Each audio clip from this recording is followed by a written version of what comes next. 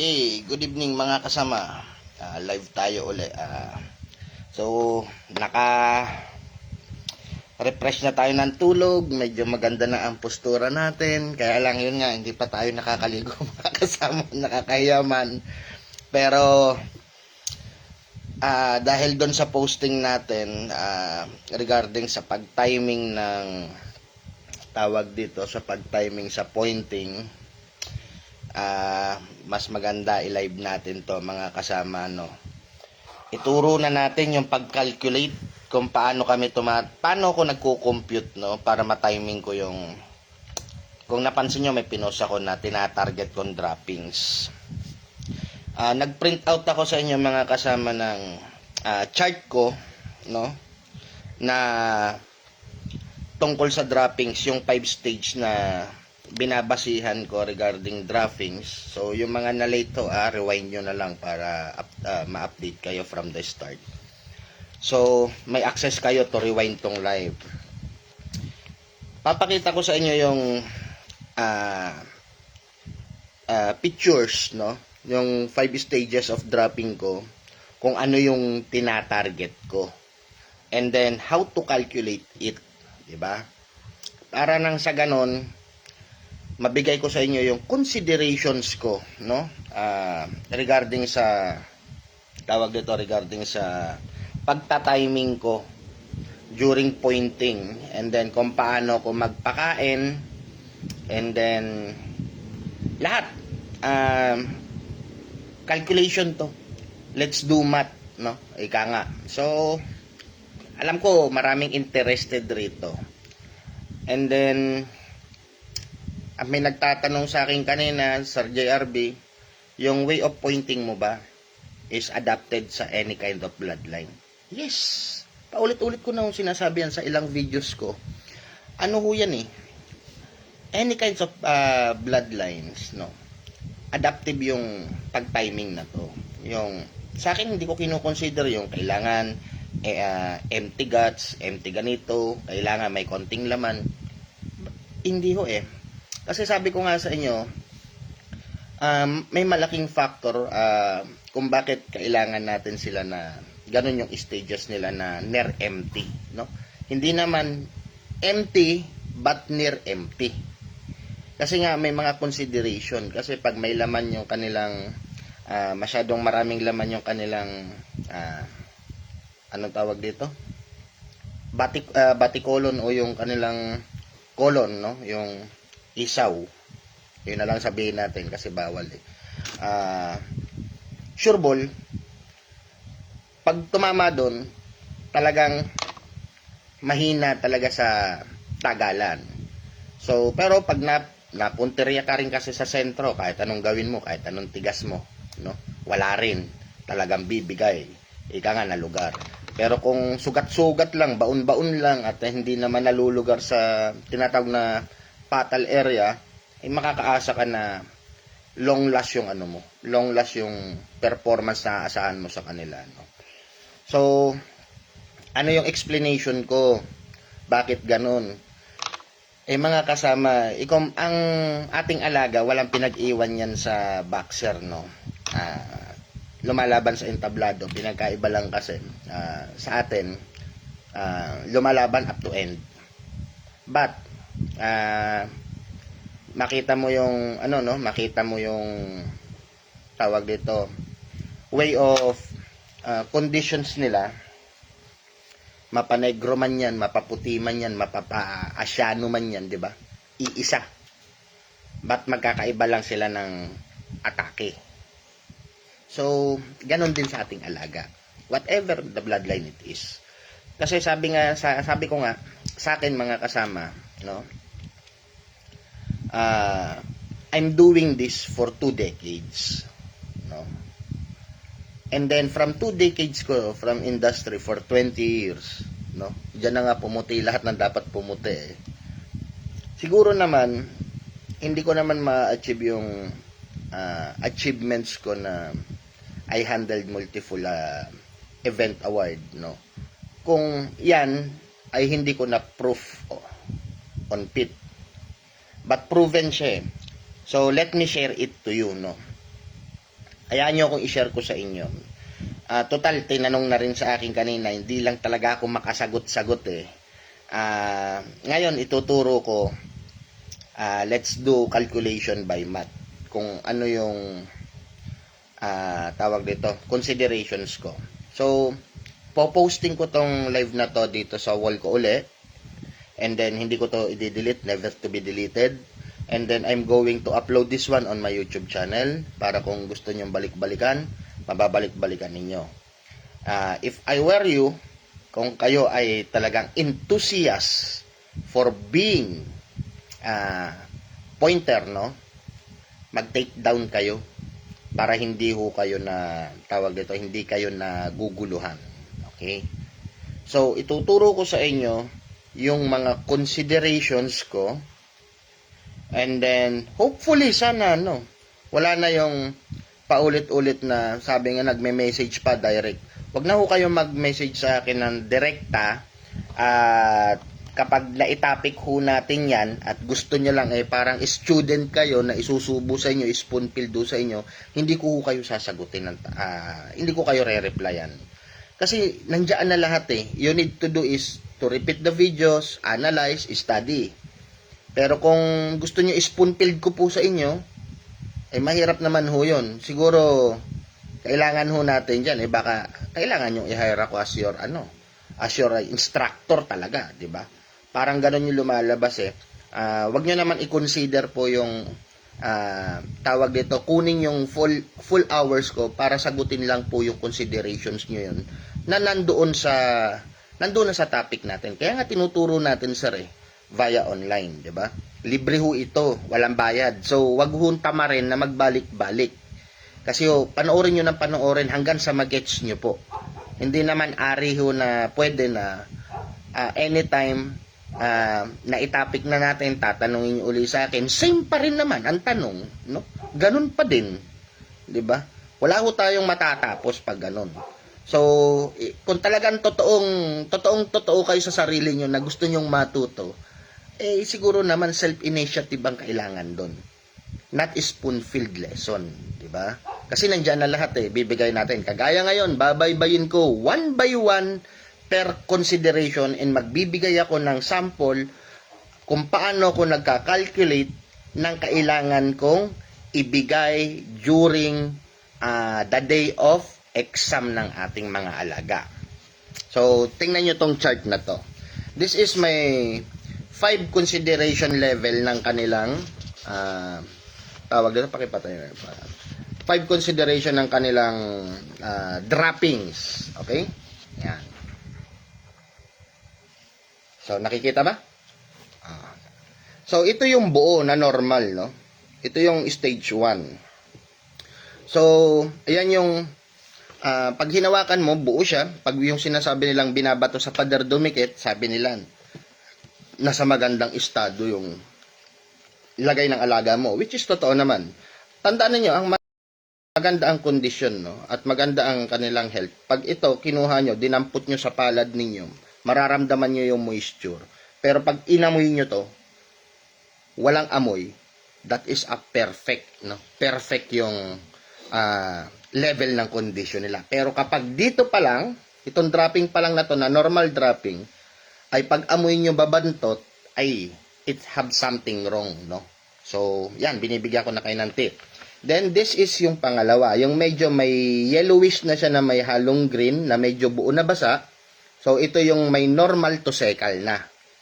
So, mamaya, babaybayin ko ha. Ito yung secal naman, yung parang tsokolate na no, sorry for the words. Kung may kumakain man, excuse me. And then, ito yung target ko. Yung kagaya nun sa post ko, this one is urates guts near empty. And ito yung drops ng empty na talaga. Ito yung delikado. Okay? So, sa 5 stages na yan, kailangan nyo, alam nyo kung kailan lumalabas yan. Ito ang consideration.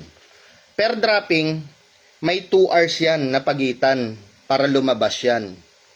Ngayon, bibilangin nyo galing dito. So, kung may 2 hours yan, 2, 4, 6, no? Pero dapat, nandito pa lang, dito kayo nagko-control pa lang. 2 hours before yung inyong naka-schedule na event, no? For something, halimbawa, alas 4 yung tansya nyo sa oras, alas 2, ito ang target nyo. Para pag pinaglimber kayo ng 4, ultimano, dadrop yan neto. Bago lumabas kasi to 2 hours pa yan. So, mga limber nyo is 30 minutes to 40 minutes yan. Tatawagin tayo sa GAF area. So, from GAF area, kakain kayo ng 30 minutes. So, may 1 hour ka pa on pit. So, ito yung pinaka-perfect, no? So, yan yung ito yung itinatiming. Ngayon, ito ang hinohold natin during bago dito. So, galing dito, meron kang 2-4 hours para laging ganito ang dropping. So, paano considerations niyan, mga kasama? Ito kasi yung lagi yung tinatawag na nabuo na eh. No? So, kailangan alam nyo kung ilang gramo yung laman ng katawan ng inyong alaga base dito. Pag ito lumabas sa inyong alaga, sa loob ng guts nila, meron pa silang 25 grams pag ito lumabas. Pag ito ang lumabas, meron pa silang around 15 to 20 grams. Pag ito ang lumabas, it's around 10 to 15 grams ang meron sila. Pag ito na ang lumabas, it's only 5 grams na lang ang naiiwan sa kanila. Pero pag ito ang lumabas, 0 empty na sila. No? Kaya delikado to. So ito, may naiiwan pa sila at least 5 grams. So, ito yung tinatiming natin. So, 2 hours before yung estimated time nyo, dapat nakacycle na kayo. So, paano consideration?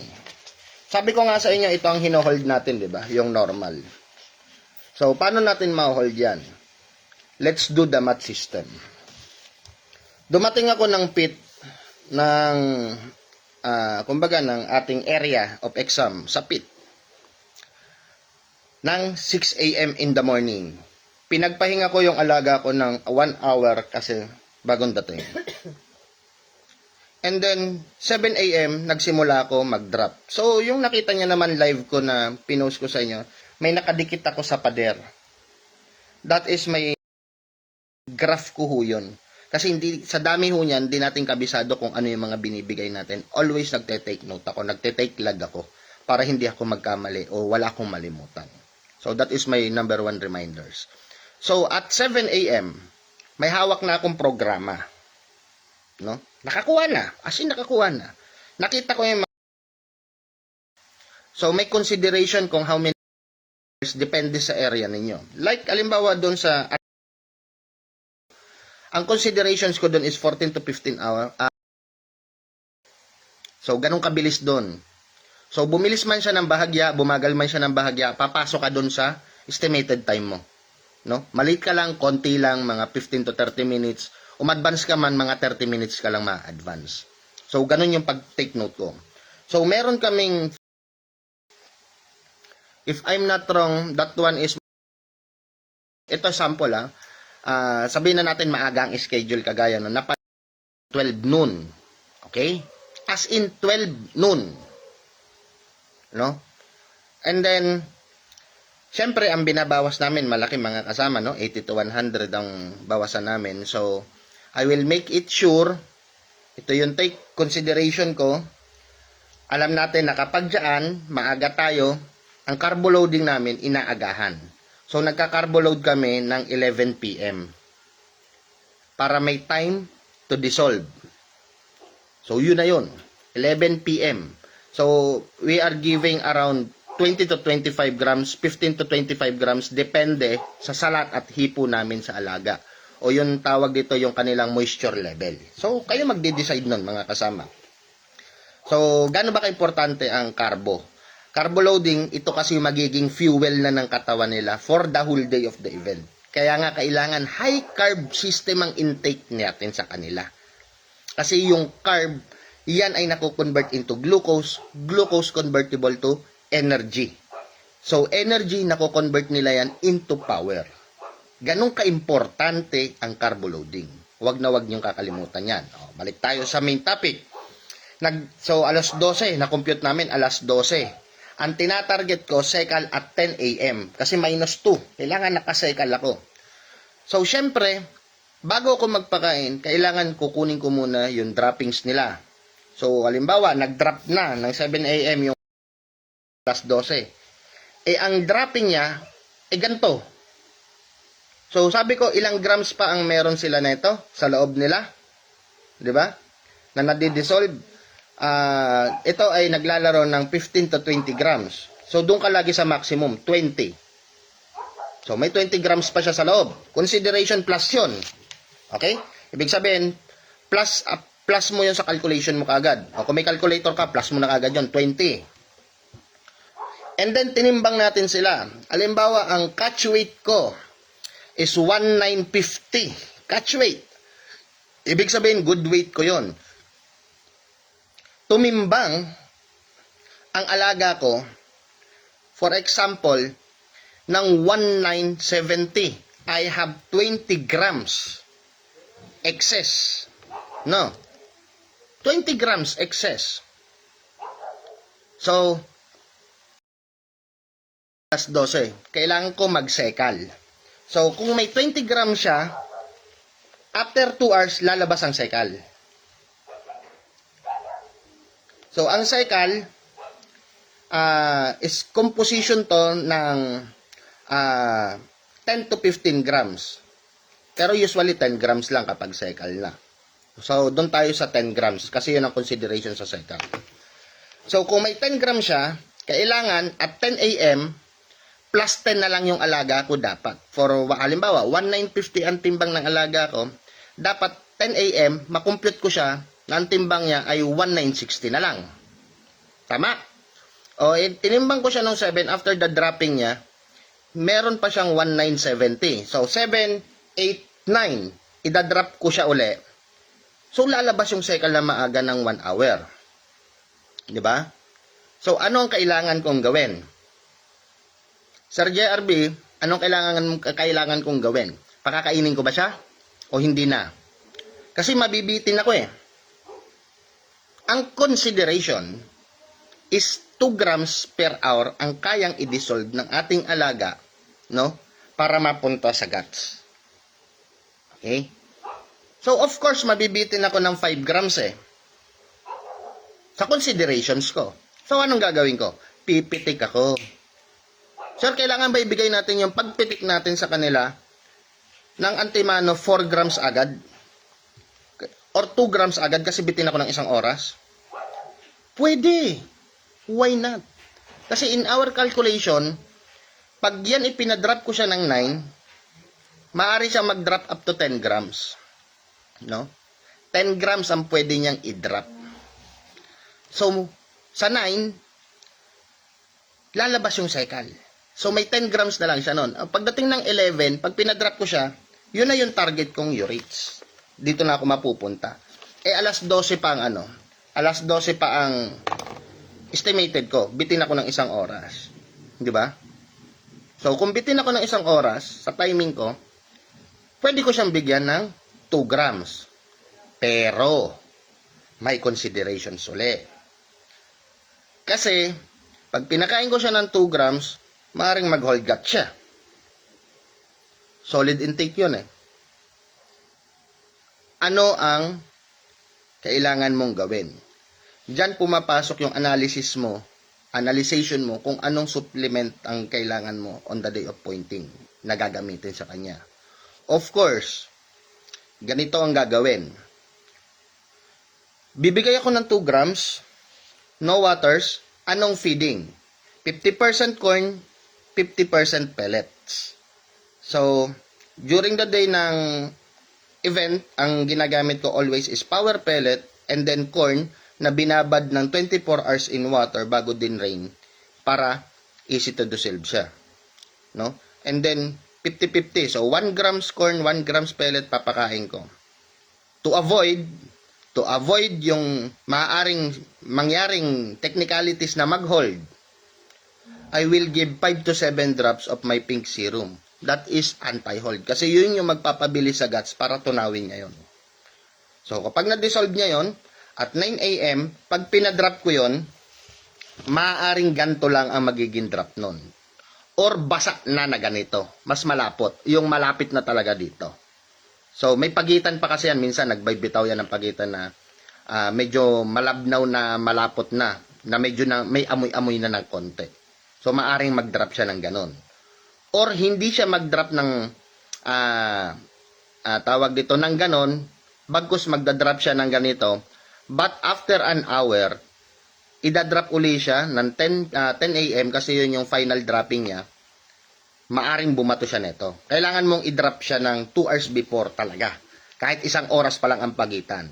So, pag nakita mong nag-drop na ito, timbangin mo uli. 2 hours before. So, pag yan ay nag-positive na mga 5 to 10 grams na lang, ang diferensya mo, that is a good one. Good timing ka. Because pagdating ng alas 12, kinato ka, sir, limber na, pagkababa mo nun, antimano, magdadrop yon at ganto timing nun. Ito, dito kayo lalabas. So, ito, pag lumabas to, meron pa tong 2 hours bago niya ibato to. Tong huling to. Ito yung pinakadelikado. So, yun yung pag-timing natin. So, habaan naman natin ng oras para merong thrill naman sa calculations. Sa calculations to para alam nyo yung ipipiding. Nakuha mo uli ng alas 7 ang programa, nag-drop ka uli ng alas 7, may laban ka, estimated mo ay alas 5 ng hapon ka. Minus 2 hours consideration ulit. Alas 3 ang point of view mo. So, pag-drop mo naman sa alaga mo, no, ganito, buo pa. No, buo pa. So, it means may 20 grams pa siya sa loob. Sulat kagad, 25 grams. So, 25 grams. From 7, okay 7, 8, 9, 10, 11, 12. Okay? 1, 2, 3. You have 8 hours. So, 8 times 2, 16 grams. Okay? Let's do the math. Galing dito, 25, 10, di ba? Bago mag-cycle. So, may 10 grams kung calculations ka. So, ibig sabihin, kung yung 10 ang inaano mo at galing doon, tinimbang mo siya, let's say, target mo is 1950 uli, and then lumabas to, so may 25 grams, no? Naging timbang mo, 1925, 1950 catch weight mo, may 25 pa talaga sa loob. So, it means, dalawang dropping magsicycle ka. So, 4 na oras yon. So, from 7, 8, 9, 10, 11, lalabas yung cycle. Galing sa cycle, doon ka magdadagdag ngayon. 12, 1, 2, 3. May 4 hours ka. Times 2, ilang grams ang pwede mong ipakain? 6 grams na lamang po. That is yung huling food intake niya on that day. Okay? So, eksakto yon. Pag nakain niya yun, na-dissolve niya yun, pag drop mo sa susunod, normal dropping uli yon. Okay? Then, ilang beses siya magno-normal dropping kasi may tinutunaw siya sa loob.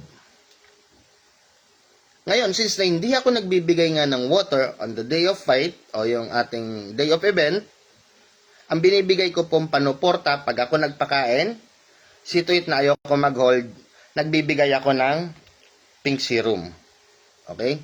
Ngayon, after 3 hours, kung talagang malayo pa at kailangan kong mag-maintain ng kanilang moisture and yung kanilang energy, I will give them 3 drops of my sea glucose every 3 to 4 hours para ma-maintain ko yung hinuhold kong moisture at hinuhold kong energy level nila. So, ganun ang pag-calculate. Ngayon, ito naman, pag sobrang bad weight naman, no? Sobrang bad weight. Sabihin na natin, Boss JRB, mapapalaban tayo ng 2 p.m. according doon sa schedule. Nag-dropping tayo ngayon. Buong-buo pa, normal pa ang dropping. Pero over bad weight ka. No? At mamaya bibigay ko kung bakit ka nag-over bad weight. Kung ano yung pinaka most consideration dyan. So, ang hinahabol natin is 1950. Pero, tumimbang ng 1935. Tama, 1985 o 1995 na lang. So, from 1950, meron kang 35 grams, no, ng ganong kaikling oras mo nga habulin. So, kakayanin ba? Yes, kakayanin. Basta may 4 hours ka. At least may 2 droppings ka.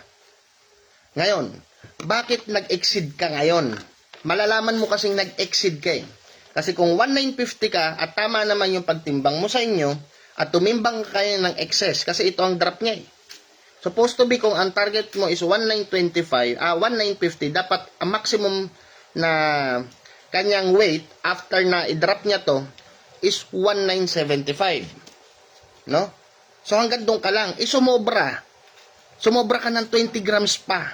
45 grams bad weight ka. O, ano ang technicalities doon? Ano naging problema ron? Nag-adapt ng moisture ang... It means wetty. Maitatiming mo ba yon? Yes, maitatiming po yun. So, anong considerations ko? Yung aming regimen, which is... Sige, sasabihin ko na sa inyo. Total, wala, open book naman ako sa inyo eh.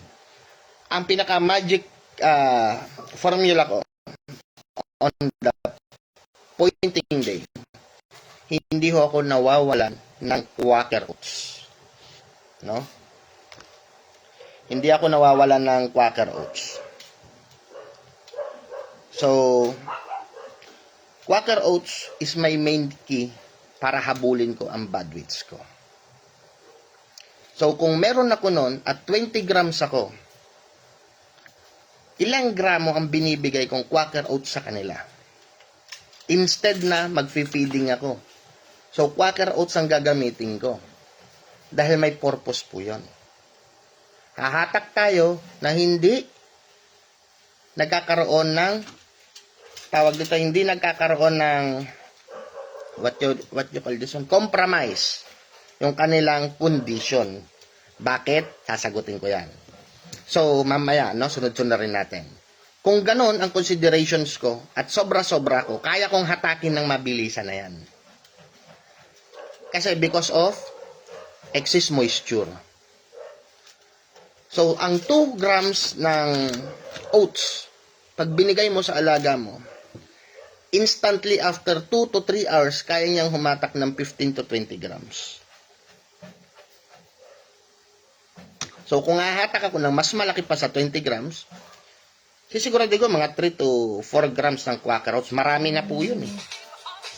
Talagang marami po yun. Marami po yun. Hayaan mong ubusin ng alaga mo yun. At wag mong bibigyan ng water. Safe ba? Yes. Because oatmeal is came from the grains na oats din, and then ginawa siyang pop out para yung pop out na yung pag na-intake nila yon, yun ang hihigop ng moisture at mabilis na lang ilalabas yon, no? Kaya wag kayong matatakot kung pagbigay kayo ng Quaker and then liquid ang dumi nila. That is natural. Kasi nga ho tinatanggal yung excess moisture nila, no? So after 2 hours at 9 AM, i-drop mo. Hayaan mo muna siya mag-drop. Pag nag-drop siya, timbangin mo. And you can see. Makikita mo yung bilis ng progression ng pagbaba ng kanilang weight at hindi nako-compromise yung kanilang condition. Because Quaker is type of grains same as rice na pinuproduce niya is high level of carbo at high level of fiber. So, i-dehydrate niya yung excess moisture, nagiiwan naman siya ng carbo, no? Carbo-glucose sa katawan ng alaga natin. Okay? Oatmeal yung instant yung niluluto sa may tatubig, pero hindi ho kailangan basain ng oatmeal pag binibigay sa kanila. So, yun yung mga need to consider.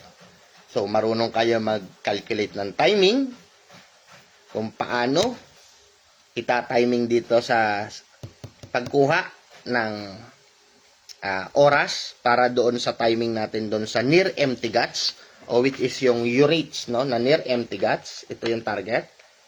Wag lang to. Okay?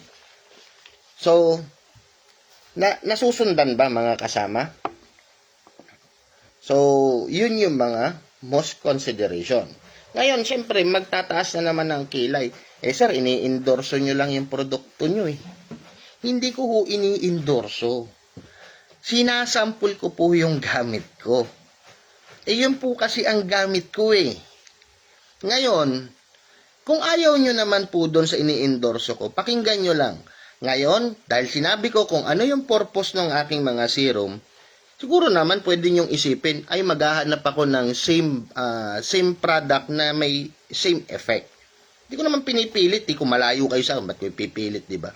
Sa akin sinasample ko, para gusto ko ma-enlight kayo. O ngayon, alam nyo pala yung purpose nun eh, para anti-hold do, para mabilis magpatunaw. O bahala kayo maghanap ng sarili nyo supplement. Hindi ko naman pinipilit yung supplement ko eh. Pero yun yung way ko kasi. Kaya yun yung sinasample ko, no? Kasi yun ang gamit ko. Ano? So, yung mga late pala, no? Pwede nyo i-rewind tong live na to para mabaybay nyo po, no? So, yun yung considerations natin. Kung paano ako nagka-calculate, paano ako nagbibigay ng consideration. Kaya nung nag-live ako, maririnig nyo, o bigyan mo ng ganito, bigyan mo ng ganito. O, pakainin mo yan, bigyan mo lang ng 5 grams yan, bigyan mo lang ng 6 grams yan, bigyan mo ng 10 grams yan, then pagkatapos, pagkaangat, nakita nyo may dinadrop. So, yung pag-drop, depende po yun. Kung kailangan ko pa siyang i-hold, bibigyan ko siya ng drop. Na, hindi na yung pink, but yung C-glucose. Pero kung kailangan ko siyang tunawin ng mabilis, pink serum, kasi para tumulong panunaw. So, kung overweight siya, sa quacker ako. Paano kung gabing-gabi, kagaya nun? Kaya nga sabi ko sa inyo, sa pointing, patigasan yan eh. Biriin mo yung, umabot kami 11, 12, 2 a.m. Paano namin ginagawa yon? Pinatutulog lang namin muna ang alaga namin. Syempre, ang isang kainan nila, maximum 35 grams per feed, di ba? So, kinalculate ko na yon. Running hour. Supposed to be, dapat nga ibibigay 40. Pero hindi na pwede. Kasi wag niyong ima-maximum naman ng over doon sa kanilang tinatawag na dietary meal. Kaya nung oras na yon, pinakain siya ng 35. Pagdating ng hapon, mga bandang alas 3, alas 4, pinadrop namin, ginising namin, pinadrop, tiningnan namin ang estado, kung ano na yung idadrop niya, nirecalculate para umabot naman ng alas 12. Doon lang kami nagse-second feeding. Okay? Doon sa oras mismo nila ng feeding. Pero wala pa ring water. So, meron lang kaming dalang solution lagi, which is rehydration formula, our serum, yun yung dala namin. So, sinabi ko na yung consideration. Ngayon, sasagutin ko naman yung mga tanong ninyo dito para naman kung ano yung tanong ninyo, malilinawan kayo. Ngayon, since nasabi ko sa inyo yung mga consideration, timing, kung paano kami mag-calculate, and then, syempre, kung mas mahaba ang oras nyo, mas mahaba rin syempre ang calculations nyo. So, basta i-consider nyo lang lagi, less 2 hours yung cycle ang target natin. Then, 2 grams per hour. So, ulit-ulitin nyo lang tong video na to, makukuha nyo to, maintindihan nyo to. Alam ko, medyo technical po talaga pagdating sa pointing kasi kailangan nyo maging observant. No? Very observant ang kailangan nyo po. Kasi sa pointing, ang susi rito is yung accurate analyzation. Okay? Kasi pag hindi nyo ho nakuha yung tamang kalkulasyon ninyo, aligaga po ang alaga ninyo. May isa pa pala akong i-remind rin sa inyo mga kasama. Ang pag-control ng body temperature ng alaga natin during pointing. Kaya nakikita nyo, meron sa isang live ko, may toweling system ako. Kasi tinitingnan ko rin yung moisture capability ng kanilang balahibo. Kaya nga sabi ko rito, ano to yung salat, dama, silip, SDS. No? Ang una mong gagawin, sasalatin mo yung alaga mo. From salat, makikita mo, mararamdaman mo kasi na bumibigat. Pag bumibigat, nag-adaptive na moisture. No? Pag sinalat mo, damahin mo na rin sila. Kasi pag salat, mararamdaman mo yung balahibo kung magaspang o smooth. Pag magaspang, nagdadry. Pag smooth, okay pa ang moisture. Pag dinama mo sila at bumigat, nagweweti. Then, silipin mo, pantay sa mata. Pag nakita mo tumitikwas yung mga dulo ng balahibo at bumubuhaghag, nagdadry. Solusyon, recharge. Okay? Rehydration formula. I-rehydrate nyo sila. So, yun. Then, pag sinalat nyo sila at dinama nyo sila, samahan nyo na ng dama yung kanilang paa at muka. Pag ang isang alaga natin ay nakakaramdam ng tension, biglang nagbabago ang temperature ng kanilang paa at muka, na mararamdaman mo medyo umiinit-init. So, para maalis yung tension nila, cool down natin sila using wet towel. Pupunasan natin yung mga paa ng wet towel at yung muka. At ito, take note, wag niyong babasain po ang kanilang ilalim ng pakpak. Pag nabasa po yan, biglang babagsak po ang pik nila. Okay? Aantukin na po ang alaga nyo pag yan ay nabasa. Di bali ang ampwet, ang paa, ang muka, wag lang ang ilalim ng pakpak. Okay? Experience ko yan. Biglang dumadapa ang alaga natin. Dahil nahihimas-masa na yung kanilang pagkapit. So, yun ang iiwasan. So, consideration din ang inyong kwarto. Dapat, alam nyo na kaagad ang dadalahin nyo sa pag-alis nyo pa lang sa inyong yarda kung ang inyong sasabakan ba, ang kwarto nyo ba, ay aircon or non-aircon. Kasi magkaiba ng atake. Magkaiba ang level kung paano ka magme-maintain.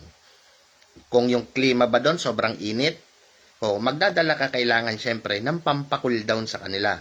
Sa akin kapag mainit ang lugar, meron na ako dala-dala dyan lagi na cooler na puno ng yelo at isang katerbang basahan, yung floor mat. Bakit? Dahil habang nakatakip yung aking mga alaga, sa ibabaw niyan, lahat yan may basang floor mat na galing sa loob ng cooler. So, pag lumalamig, papalit lang ng basahan. So, ganon katyaga ang tiyagaan. Para nang sa ganon, maalwan sila sa loob ng kanilang keeping box. And then, pag aircon naman, kailangan ma-maintain mo yung good humid nila, at least 60 to 65% humid. So, kung gusto niyo makita ang ginagamit kong humidifier, ito walang kayabangan po baka sabihin na naman nagyayabang, pero ito ang ginagamit ko. Pakikuha mo ngayon nasa ibabaw na karton na yan. Ang gamit ko kasi ay talagang industrial sensor, kasi gamit ko rin ito sa trabaho, no? So ito po ang temperature humidifier ko. Ayan.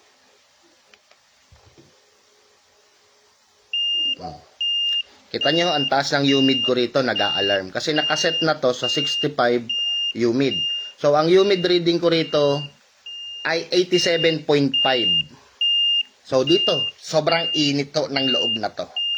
So, critical humid po ito. Kailangan to nasa 65 lang. Nag-a-alarm, di ba? So, kaya na-alert ako. So, doon ako nag-a-adjust ng control sa kwarto. Naglalagay ako ng tubig din doon sa loob ng kwarto ng pakikuha yung sample ng maliit na balde na yan.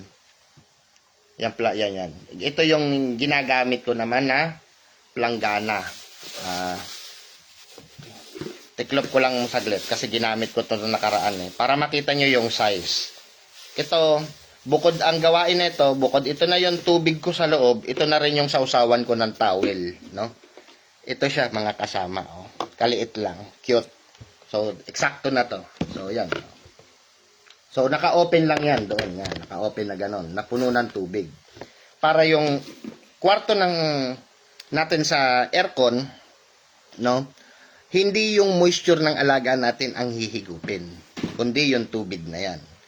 Pero isang technique din na kapag yung nasa critical point ka na talagang hindi mo mapababa, no, ang temperatura yung timbang ng ating alaga, may tinatawag na humidity technique, which is ang gagamitin mo yung aircon. Kaya nga laging always may 2 cockhouse kaming pinare-reserve pag aircon. Pag sinabing Bartolina na o yung limit hour na, yung 4 hours before na lang yung target time mo, medyo positive 5 ka pa ay positive 20 ka pa. Ganun kalaki. Hindi mapabagsak ang moisture. So, emergency technique na ang gagamitin. Ililipat nyo yung naka-schedule nyong isa doon sa kabilang room at isasagad natin na setting. So, before yan, kung hindi naman digital ang ECU ninyo sa room, no, ng isiset mo siya o wala kayong humidifier, kailangan ang temperature nyo ay nasa low, no, nasa low lang, and then yung thermostat, may level yan 1 to 8 yan. Ilalagay nyo lang between 5 and 6. Sakto yun. No, saktong-sakto yun. Ngayon, kung digital naman at nako-control nyo, ilagay nyo ang temperature sa 24 lang. 22 to 24, and then ang setup na yon, saktong-sakto na yon. At low lang yung fan.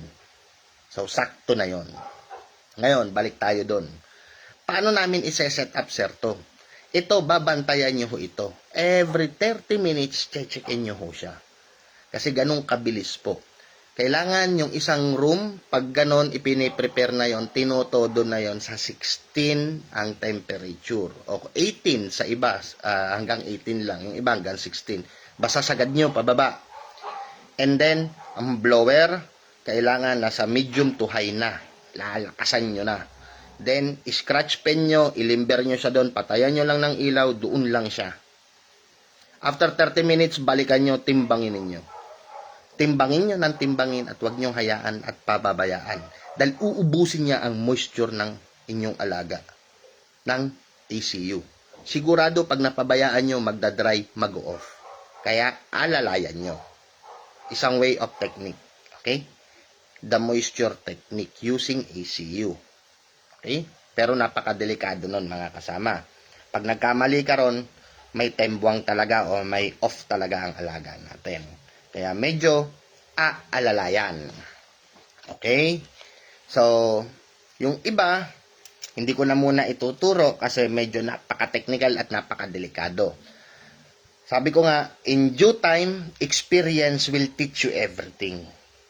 So, matututunan nyo dandan slowly. Kaya napakaswerte nga ho ninyo kasi may kagaya ho namin na nagtuturo na sa inyo through online ng libre. Nung panahon ho namin kami nagmamakaawa pa para matuto. And then, trial and error lagi. No? So, sabi ko nga, ang pagbibigay natin ng sharing of knowledge na free na to, makakaasa kayo na ibibigay natin sa inyo ay shortcut. So, hayaan natin kung maraming magalit sa akin, kung maraming magagalit. Ang importante, marami po tayong natutulungan. No? So, Sir Christopher Olet, syempre naman, sir, pag magsasambit ho kayo ng timbang, full empty ho kayo. No? Kami ho kasi, pag nagsasubmit ho kami ng timbang, at early 5 a.m., pinadadrop na ho namin sila. So, pag nakadrop na ho sila ng 5 a.m., so, doon, titingnan mo rin yung dropping. Syempre, kung 5 a.m., talaga nag-drop pa siya ng normal, may 25 grams pa siyang consideration doon. O, yung 25 grams consideration, less mo na yung 10%, may 15 ka na, di ba? Di ba? So, yung 15 na yon, kung nadali mo na, syempre, 15 plus 35, may 50 grams ka na. Normal yon. Nandun ka sa level na timing mo to. Syempre, may kasamang hatak pa. May mga consideration pa rin. Travel loss, everything, di ba? Depende sa inyo. Kaya nga sabi ko nga sa inyo, minimum namin 80 lagi. Up to 100 ang bawas namin. Kaya yung mga ibang big time dyan na nagsasabi na, tawag dito, nagsasabi na hanggang 25 lang kayo, 35 lang kayo, katarampaduan mo yun. Kinokontrol ho kayo ng mga yun para hindi kayo matuto, para pagkaharap sila, ay talagang mabigat ang labanan ninyo sa kanila. Ayaw nila na matuto kayo. No? Ayaw nilang matuto kayo. Kasi sa akin nga ho 80 to 100, stag. Yakang-yaka. Yakang-yaka nyo yan. Basta alam nyo kung paano nyo itatiming lahat. Diba? And then, pagdating sa kak, 100 to 120, kayang-kaya nyo yan. Sus Maria. Ngayon, yung mga naglalabasan dyan na mga kilala pa man ding endorser, sasabihin, hanggang doon lang dapat ang bawas nyo, hanggang doon lang dapat ang ano ninyo. Naku, hindi pinagpapaniwalaan yun. Ayaw lang nilang matuto kayo. Ayaw lang nila na meron matuto pa na makikipag-compete pa sa kanila. Kasi sir, ganito lang yan eh. No? At hindi nyo ako makikitang nakikipagharapan sa gitnaan dyan. Diba? At sino bang tawag dito? Sino bang loko na magtuturo na nagla-live pa during the pointing pinakikita? Ibig sabihin nun, pinakikita ko yung tinuturo ko sa inyo, ginagawa ko. Diba? Sige nga, maghanap nga kayo ng iba. No? Yung mga malalaki na sinasabi nyo. Na yung tinuturo nila, ipapakita ba nila sa actual sa inyo? Na talaga bang ginagawa nila? Diba? Kalokohan. Kasi mabubuking sila na yung tinuturo nila, di naman nila talaga ginagawa. They doing that one just for marketing and endorsement. Ba't yung pang sarili nila? Never. Diba? O ngayon, nandito tayo sa pointing. Maraming technicalities during the pointing. Sobrang dami. Pero yung tinuro ko sa inyo, yun yung most likely na basic problem, no? Yung calculation. So, troubleshooting naman, marami kasing dahilan kung bakit nangyayari yung mga problema during pointing. Pero kung may iwasan nyo sila, hindi mangyayari yon. At isa lang ang bibilin ko sa inyo. Wag na wag kayo na basta-basta na magpapainom ng tubig. Kailangan formulated lagi ang binibigay. Kagaya ng rehydration formula kung kailangan. Kung meron naman kayong pang-alalay na regiment nyo, regiment gamitin nyo. Pero tubig, wag na wag kayo magbibigay ng tubig. At yung nagtatanong sa akin yan, gaya kaninang umaga, yung gatas, tawag dito, gatas, fresh milk, yogurt, wag na kayong gumastos, mga kasama. Sayang lang sa pera yan, kaartihan lang yan. Gaya ng sabi ko sa inyo, ang ating alaga is belong to avian family, ibon. Ang mga ibon is lactose tolerance. Wala silang kakayahan i-absorb yang gatas, no? Any form ng gatas. Wala. So, ang gatas sa kanila is considered as tubig lang. So, yun lang ang binibigay nyo. Di magtubig ka na lang kung ganun, gagastos ka pa. No? So, wag na nating artehan. Hindi kailangan ng sobrang arte pagdating sa pagpo-pointing. Alam naman natin lahat naman. Sabi nila, ang sabungero, pag nagsama-sama sa ulutan, no? Ay nagsama-sama ang mga sinungaling. Ngayon, kasi kilala tayong mga bilang mandirigma, tayo maarte sa alaga. Kasi ang gusto natin, best of best. Kahit hindi naman dapat na pagkagastusan, gagastusan natin, makita lang na wow. Diba? Pero wag ganun. Bigay natin yung tama. Wag nang maraming arte. Hindi naman kailangan eh. At wala rin silang pakinabang. Kung di, magwewete lang sila. Yun ang totoo. So, ang technical, nangyayari yan, no? Nangyayari yan, ang technicalities mga kasama. At problema, pag hinayaan nyong magutom ang alaga ninyo o inabot kayo neto, dito gumugulong ang mga nagpo-point. Pag ito inabot kayo nang hindi nyo namamalayan. No?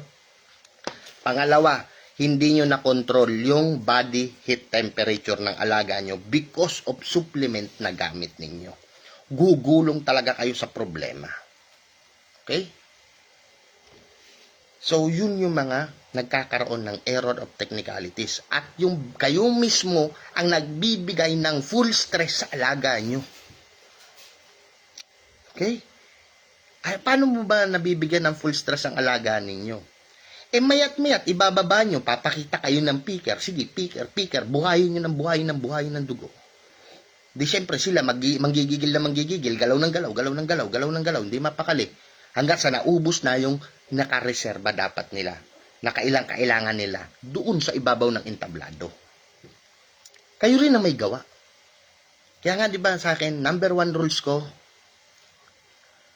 bawal na bawal sa akin ang picker. No picker allowed inside my cock house. Bawal. As in, bawal. Kung tao-tao lang, okay. Makita nyo nga, nagpo-point kami, di ba? Ang dami namin sa loob.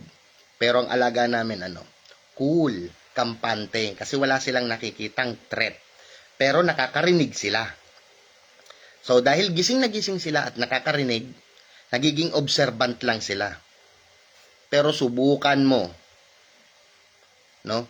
Pero subukan nyo, no, na magpakita ng, magpakita ng kauri nila. Ewan ko na lang kung mapigilan nyo pa yan. Sabi ko nga sa'yo, during the while on gaffing area, sus, nakakaawa, kasama ko yung naghahawak. Kasi talagang minsan sa sobrang dami na, no, na nasa loob, pasok dito, pasok doon, may dumadaan sa'yo na may hawak, nakikita nila, ay talagang gusto nga tumalon eh. No, ang hirap ng hawakan. So, totoo yung sinabi nito ni Sir Luffy Garcia. Ang swerte nung nakapollow sa akin na almost 12k followers to 15k followers. Sa iba totoo 15k. Just for the seminar, for the pointing. Ang binabayad. Sa akin ang pananaw ko dyan, tinuturo ko sa inyo ng libre. Kasi nga, ang hangad ko mga kasama, magkaroon ng magandang future ang industry natin. Sa paglago kasi ng future na yan, ang paglago ng negosyo natin pare-parehas. Ang paglago ng sports team natin. Healthy sports, ibig sabihin, good industry. Okay? So, hopefully, yung mga basic and base foundation regarding sa calculations, no? Nabigyan ko kayo ng gabay dyan. Ulit-ulitin nyo lang video na to, makukuha nyo yan. For sure, makukuha nyo yan. Hindi pwedeng hindi nyo matutunan yan. At siguro na napaka-simple at easy naman yung paliwanag ko na para mabilis nyong makuha.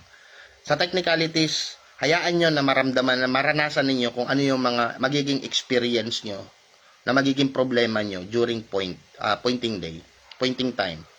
Because yun yung magtuturo sa inyo to become a better and wise tawag dito, pointer man. No? Kasi pag hindi nyo naranasan yung trouble, hindi kayo makakapag-analisa. And then once na naranasan nyo yung trouble na yun, it means may nagawa kayong pagkakamali na kailangan nyong isipin, baybayin. Ano yung pagkakamali? No? Na yun, kung bakit kayo humantong sa ganon. Kaya nga, most likely, mga kasama, wala kayo ibang maririnig sa mga eksperyensado, no?